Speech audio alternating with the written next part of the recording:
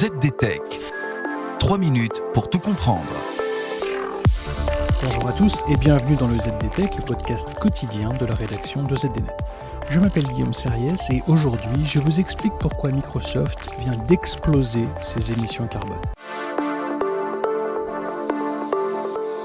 2021 a été une année record pour Microsoft. La société a vu son chiffre d'affaires croître de 20% et ses émissions de carbone ont augmenté de 23% en un an. Et nous allons voir à quel point tout ceci est lié. Car c'est bien la croissance de l'activité de cloud computing de Microsoft, Azure, et des ventes de produits comme la Xbox qui sont à l'origine de l'augmentation des émissions carbone de Microsoft. Une telle explosion des émissions carbone a comme conséquence de faire renoncer Microsoft à son objectif, annoncé pour la première fois en 2020, de devenir neutre en carbone d'ici 2030. Dans le détail, Microsoft répartit ses émissions de carbone en 3 catégories. D'une part, les émissions directes provenant des combustibles fossiles utilisés sur les sites de l'entreprise. D'autre part, les émissions indirectes provenant de l'achat d'électricité pour faire fonctionner les centres de données, les bâtiments et les campus de l'entreprise. Et enfin, les achats de biens et de services, le carburant, les déchets, les voyages d'affaires, les déplacements des employés ou encore l'utilisation des produits vendus par Microsoft. Vous vous en doutez ?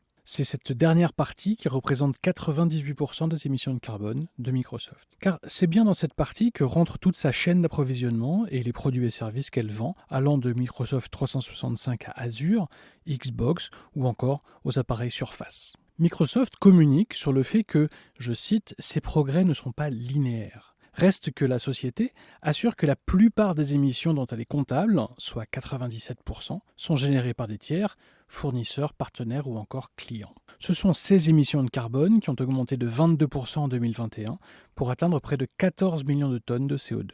Et c'est un véritable retournement de tendance pour Microsoft. Depuis 2018, les émissions de carbone de Microsoft avaient légèrement diminué d'année en année. Ce qui illustre la croissance des ventes de cloud computing et d'appareils, c'est la conséquence de la croissance du télétravail et des cours en ligne lors de la pandémie de Covid-19.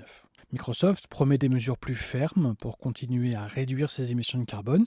Côté Xbox, l'entreprise assure qu'elle va fabriquer des appareils plus durables, notamment au niveau du mode de veille Energy Saver, qui consomme moins d'énergie que le mode veille classique. De nouveaux matériaux utilisés pour fabriquer les appareils sont aussi à l'étude, ainsi que la suppression des emballages plastiques. Et voilà, normalement on a fait le tour du sujet. Pour en savoir plus, rendez-vous sur zdnet.fr et retrouvez tous les jours un nouvel épisode du ZDTech sur vos plateformes de podcast préférées. ZDTech. 3 minutes pour tout comprendre.